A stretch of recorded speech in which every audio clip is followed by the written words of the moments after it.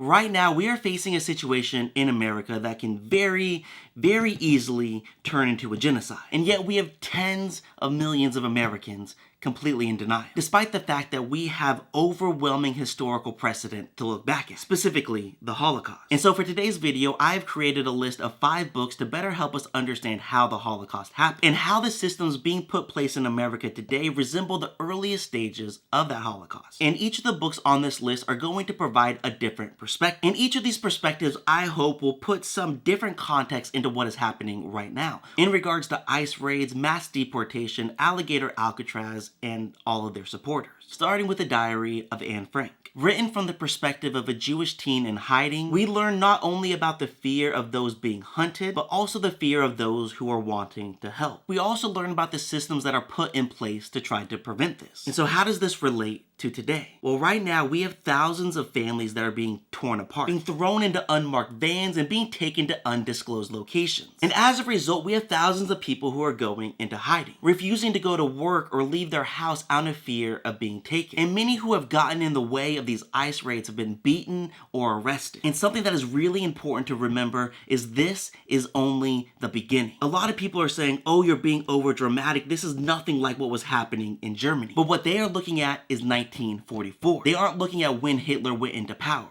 which was way back in 1933. And Anne Frank did not go into hiding until 1942.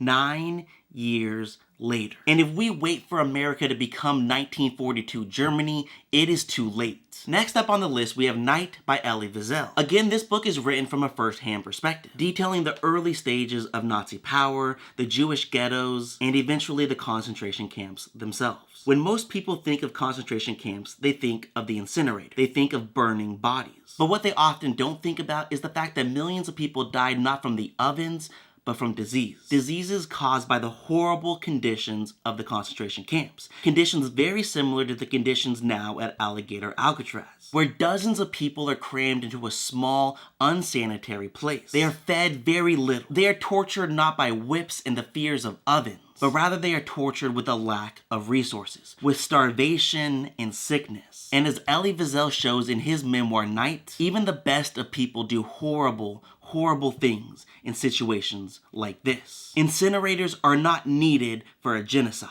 They just help to dispose of the evidence. Next on the list, we have The Book Thief, which is about a German family that hides a Jewish man in their basement. One of the most powerful scenes in the book takes place when prisoners are being moved from one concentration camp to another, and the prisoners pass through the town in which this family lives. All of these prisoners look like they are on the brink of death. They are visibly starving. And so the father decides to give one of these prisoners a piece of bread. And as a result, both the prisoner and the father are beaten. This was done to highlight the fact that anybody could become one of these prisoners, and that by helping one of them, you are putting your own life at risk. We are seeing those same threats put into place today, where people who try to get in the way of ICE and their raids are being beaten and imprisoned. And all of this is being done to instill fear, to make it so that people are afraid to stand up, to speak out. Because for oppression to win, you don't just need people to agree with you.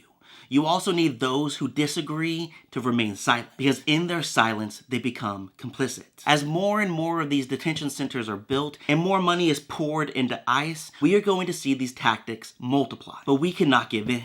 We cannot let fear win. We must always speak out. Next up on the list, we have Mouse, which is a graphic novel written by the son of a Holocaust survivor. This story is yet another exploration of the horrors that took place during the Holocaust, and also the generational trauma that is handed down from generation to generation. As a Jewish person myself, I can tell you this generational trauma is very real, which is likely why seeing the things that are happening in America today are so alarming, because it brings back all of these emotions from the stories I was told as a kid. It brings up that generational trauma. And that generational trauma can lead to a wide range of actions. And what this means for America is that the actions that we take today will have ripple effects for generations to come, whether it be generations of Americans or those outside of America. Finally on this list, we have We Are Not Free. And while this book is not about the Holocaust, it is set in America during World War II, exploring the Japanese internment camps that we created as a result of Pearl Harbor, where America decided to round up over 100,000 Japanese people, all because the country history of Japan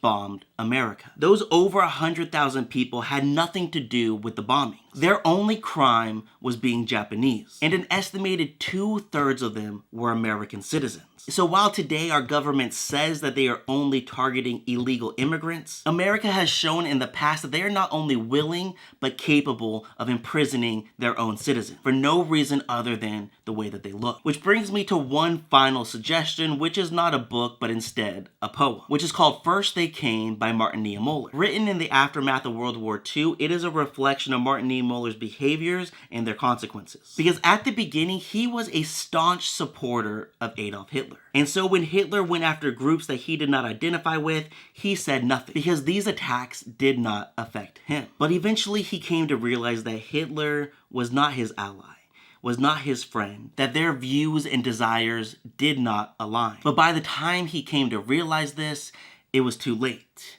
There was nobody left to speak out for him. And in the end, even though he was a supporter of Hitler, he found himself in a concentration camp. And so while today you may be a supporter of Trump, and though you may not be a target of his today, that does not make you immune. So if you see evil, speak up against evil, even if that evil does not negatively affect you. But that's all that I have for you guys today. Thank you guys for watching. If there are any books that you think belong in this conversation, let me know in the comments below. And if you are a fan of videos like this, please make sure to hit subscribe. But other than that, I will see you guys next time. Keep fighting, keep talking, and do not give up.